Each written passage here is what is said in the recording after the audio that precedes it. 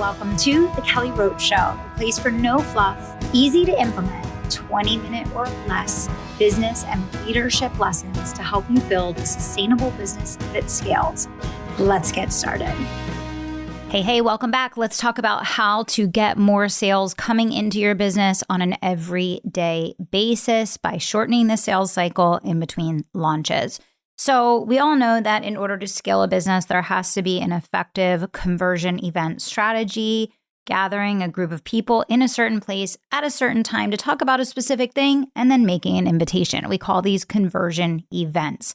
And for most people in the online space, you understand how imperative this is for the scale process.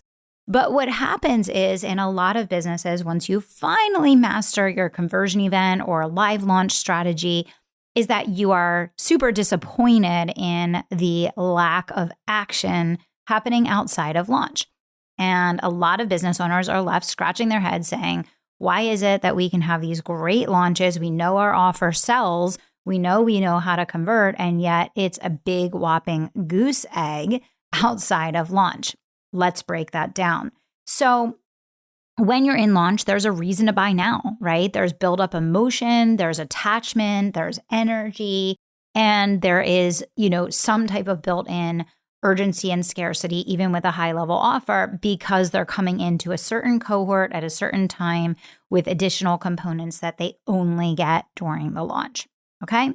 Now, when we pivot outside of launch, what happens is a lot of times social sellers and even business owners feel super lost and even uncomfortable with now what, right? All these thousands of leads just came into your launch. They didn't buy, right? Maybe you sold 100 of them. Okay. And so now you have thousands of leads. And what happens is a lot of people just allow a conversation to kind of fizzle out after launch. And they take all these warm leads that are now 85% ready to buy. And they say, well, they didn't buy in launch. So now, I'm just going to pivot out to other people that are ready to move forward now. And this is the biggest mistake you can possibly make because most people will go through multiple launches before they buy. And because people that didn't buy in launch, many of them have already set the intention to buy from you at a future date. So it is absolutely imperative that you allow the conversation to very smoothly transition from an in-launch conversation to an out-of-launch conversation, and that you don't let the lead go cold. If you change just this one thing in your business, this could be worth hundreds of thousands, if not millions of dollars in additional sales for your business, both inside of launch and outside of launch. Because if you never let the lead go cold, you don't have to start over from zero. So think about it like this. A launch is going to take someone from potentially 0% to 100% for people that buy. A launch is going to take people from 0 to potentially 85% or even more that don't buy, right? And if you then drop that conversation and you allow all that energy, that emotion, that vested interest to go cold, you now revert back to zero and you start that relationship building cycle all over again.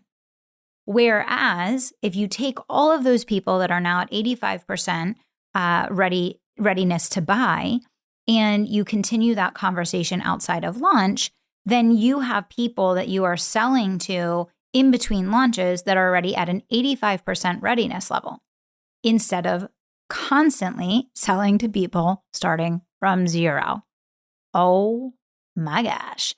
It sounds so simple. And yet, this is the biggest thing that I see happening in small businesses everywhere, is that discomfort of the pivot prevents people from continuing the conversation. The leads go cold. We're starting over from zero. And then we're saying, why the heck can't we get any sales outside of launch? Boom, there you have it. So let's say that Sally Joe just went through launch. She said, I love the content. I'm not ready to buy right now. I really like everything you guys are doing. You're on my dream board for the future. It's just not now. Okay, great. We just closed cart. It's Tuesday night. Closed cart, launch is over. What do I do next? Hey, Sally Joe, I really enjoyed getting to know you throughout the process of the launch. And it sounds like you are absolutely going to be one of our future rockstar clients. And I'm excited for that day to come. What are some resources that I can send you this week that can help you with the top priorities that you're working on right now in ABC XYZ, right? So you're just going to immediately pivot back to resources that you can send, value that you can bring, ways that you can keep the game of catch going. Write that down. The most important thing is to keep the game of catch going. It's a back and forth. It's a dialogue. And the most important thing to remember with taking these 85% leads and getting them to 100% is that many of these people are already sold on working with you. It's more about them discerning that the time is right, the circumstances are right, they're ready to spend the money, all of those things. Which means that in order to keep the game of catch going, you don't even necessarily need to continue the dialogue from a selling standpoint in a direct way. It can be very indirect, right? So what that means is the most important thing is that you don't let the game of catch stop, that you keep asking open-ended questions, that you keep adding value, you keep creating a reason to go back and forth. You're constantly sending resources, you're constantly adding value, and you're just keeping the conversation going. Then you'll know based on that conversation when it's time to dip back in, pivot back into an invitation for another formal consultation.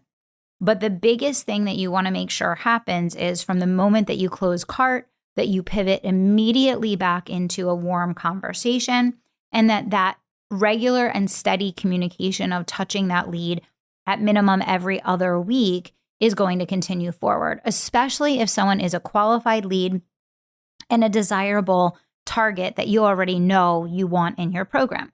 This means engaging regularly on their social media, engaging them on your social media, inviting them to any live streams that you're doing, sending out copies of podcast episodes or live streams that you've done or videos that you've recently created, or, the team can do this on your behalf.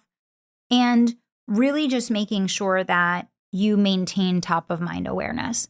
Top of mind awareness states that people tend to buy from one of the last 3 providers that were in front of them, which is why making sure that communication doesn't fall off is going to be completely make or break in the decision to buy. People always want to know, how do I shorten the sales cycle? Well, frequency. Frequency is what shortens the sales cycle. I remember when I was in corporate and I took over my territory, which was Westchester, Pennsylvania. And that just so happened to be where the QVC headquarters was. And I immediately knew that and was like, oh yeah, they're on my top hit list. This is going to be one of my dream clients. They went on my Dream 100. And the team sat me down and they said, Kelly, we've been trying to get into QVC for 10 years. You're not going to get into QVC. Trust us. We've tried everything. It's just not going to happen. Don't waste your time. And I said, oh, watch me. And you better believe I was out there in person every single week for 6 months. I sent handwritten notes. I dropped by marketing materials. I sent emails. I made phone calls. I found multiple contacts. I called them every single week. And guess what? That prospect that was impossible to close, that they've been selling to for 10 years, was working with us 6 months later. What is the moral of the story? You can do anything that you want to do if you're willing to do what's required to get it done. That's it, period, end of story. I didn't do anything more complicated, more sophisticated, or better than anyone else had done. I just had a determination. I had a determination that this was going to happen. I had a commitment that this was going to happen. And I increased the frequency and the aggressiveness of what I was doing to not only build trust, but to create top of mind awareness and to demonstrate my commitment to working with them. It was as simple as that. And what did I do to do that? Weekly phone calls, weekly emails, weekly drop-bys, consistent handwritten notes. I showed my devotion to working with their business. And it was very clear that if this is the behavior that someone demonstrates when they're prospecting you and that they want to work with you, what is it going to be like to work with them? They're on it, right? People could see that I was serious about what I was doing and they wanted to work with someone that had that commitment level. Very, very easy. So people always ask me, what do you do to shorten the sales cycle? How do you get people to buy now? It's not like that. People are going to buy when they want to buy. But if you want to shorten the sales cycle, it's really just increasing the frequency of your communication and your touch points. And I think that the boring reps are what no one wants to do. Everybody's looking for that, big breakthrough tactic, funnel, new strategy, new social media platform, new type of this, new type of that. And it's like, no, it's not any of those things. You shorten the sales cycle by increasing the frequency of your communication with your prospects. For those of you that launch, your biggest issue is that you let leads go cold after launch and then you start the sales process over again. And it's a futile cycle because you're doing all this work to get all these people warmed up just to let them all go cold again. Okay. So what are some of the things that you could do to stay in front of these leads consistently in between launches and to accelerate the sales cycle? Mail out physical copies of books, yours or someone else's that you know, like, and trust. Sending handwritten notes. Sending episodes of your podcast. Engaging on their content in a meaningful way. Inviting them to interview on your weekly live show. Doing an interview with them on social media. Really asking questions and understanding the types of resources that they might be looking for in their business and making meaningful introductions or referrals. Inviting them to be a guest speaker in your program, at an event, on your podcast, on your live stream. Super personalized invitations to conversion events that you're doing in between launches or launches themselves. Referring them to others. And just regular touch points with value add resources in alignment with what they share with you that they're actually interested in. Okay, so this could be pulling a resource that you have in your vault that you're not even regularly using for anything and just putting a couple updated touches to it and sending it out to them. White papers, case studies, media articles on a specific topic that is relevant and meaningful to them based on what they've shared with you.